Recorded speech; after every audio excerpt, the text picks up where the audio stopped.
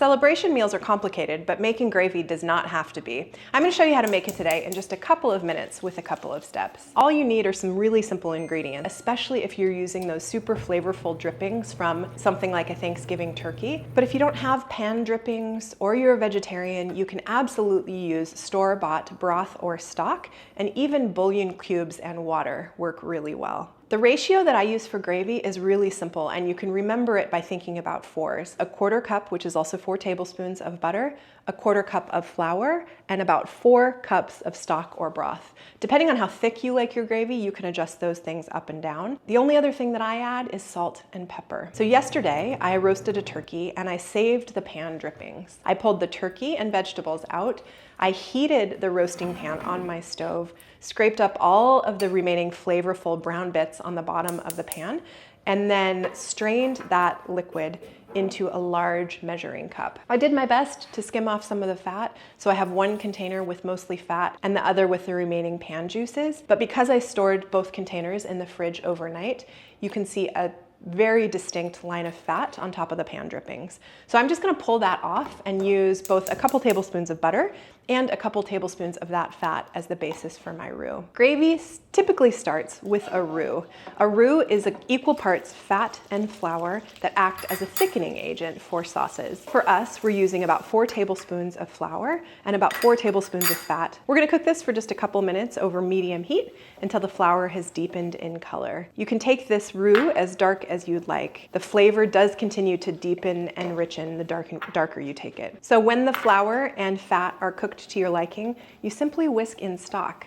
I like to whisk it in little bit by little bit just to make sure that I don't have any lumps.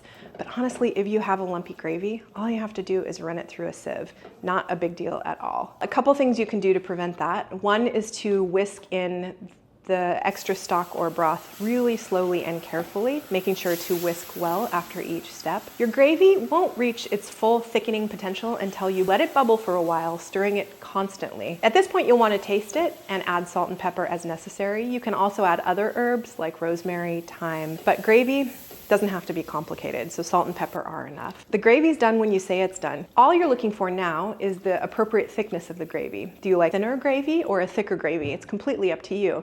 If you want to thin your gravy out, add more stock or water. You could even add some wine. If you want to thicken your gravy, the best way to do it in a hot gravy is to make a cornstarch slurry, which is cornstarch and cold water mixed together well, and then you can mix that directly into the hot gravy. If not, you'll want to pull out some of the stock and repeat the roux process in a separate pan.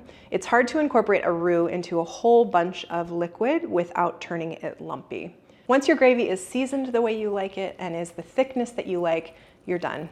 Take it off, pour it into a gravy boat, and serve. If it's gonna be a minute before you serve your gravy and you want to avoid the dreaded gravy skin that happens when your gravy sits for a little bit, either add a piece of plastic or even a paper towel to the top of your gravy, touching your gravy so that that skin doesn't form.